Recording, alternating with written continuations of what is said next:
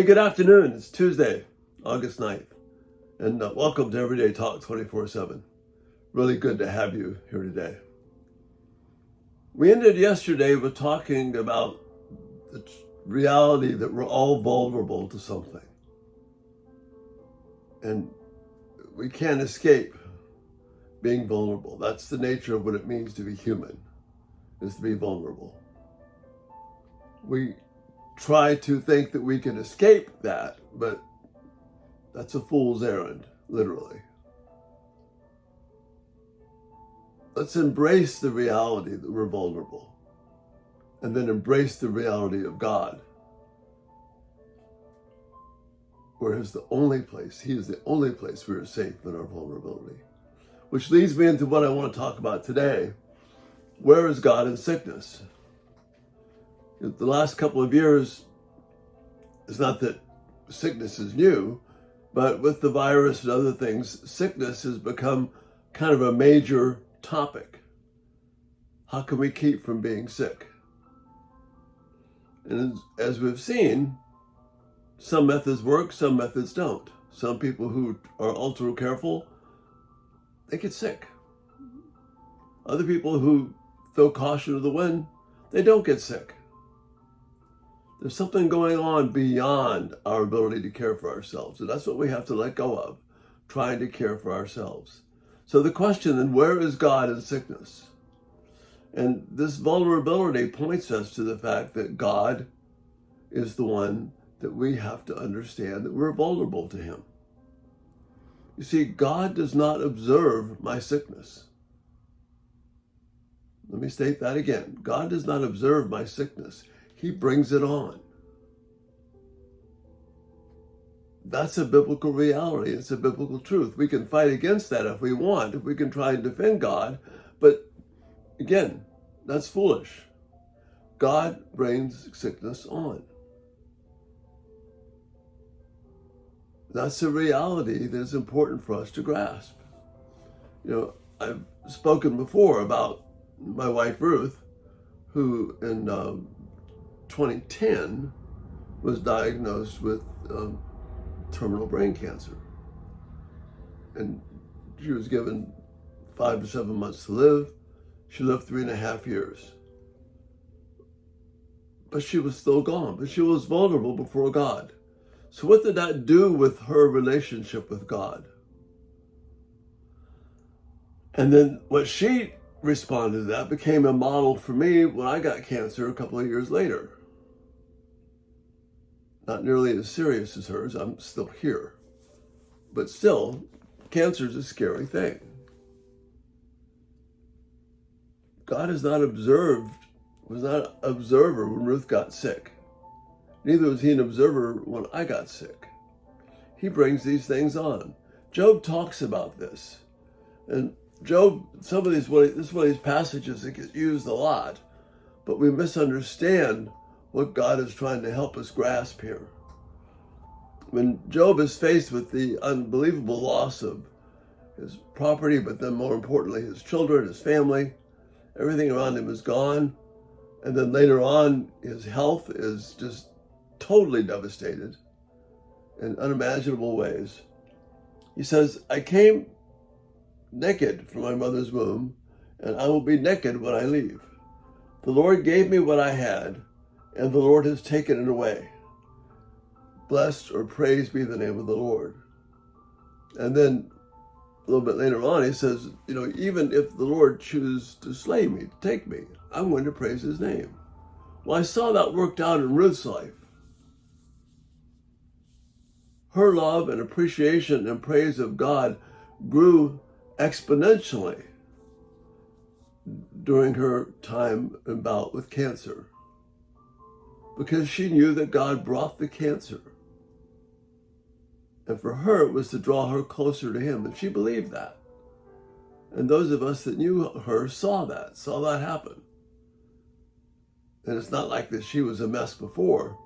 God used this, refined her faith, and brought strength. Praise became something that was a part of her life. And what it did for Ruth, and what she helped me to understand, and I pray will help others to understand, is that when we praise God, when we acknowledge that He is the one who brings the sickness, whatever it is, that frees us from the stress of the sickness. And it frees us from the stress that thinks that this life is all that there is. The praise may not free us from the sickness itself, as was in the case with Ruth, but it frees us from the stress of worrying about this life and realizing this life is not all that there is. Our culture is trying to survive on the basis that this life is all that there is.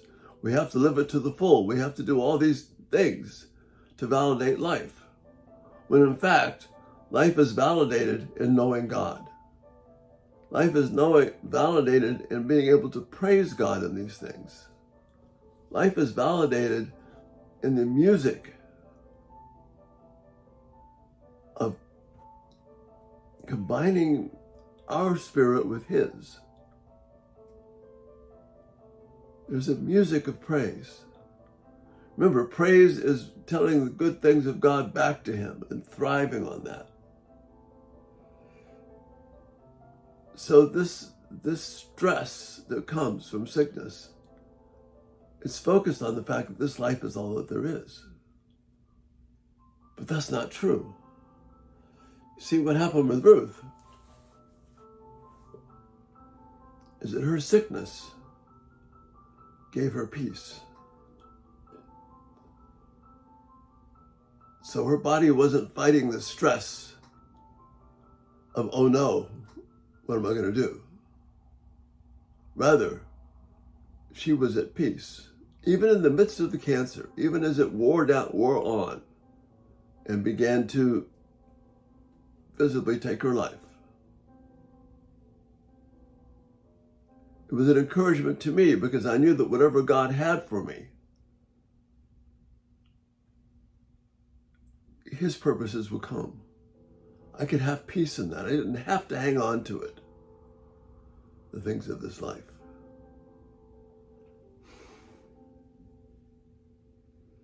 You see, where is God in the sickness? God is in the sickness. It's to show us that there's more to this life than the stuff of earth. To show us that there is meaning and purpose beyond the things that the air that we breathe. And it fills with such hope, such meaning, such comfort to know that the things that attack our physical bodies are not the things that we have to worry about. And that God has destroyed those things and can bring us to hope. Not that we're trapped by the physical diagnosis of whatever we have, no matter how severe it may be, but that we're open to receive the joy and love of what it means to walk before God in sickness or in health.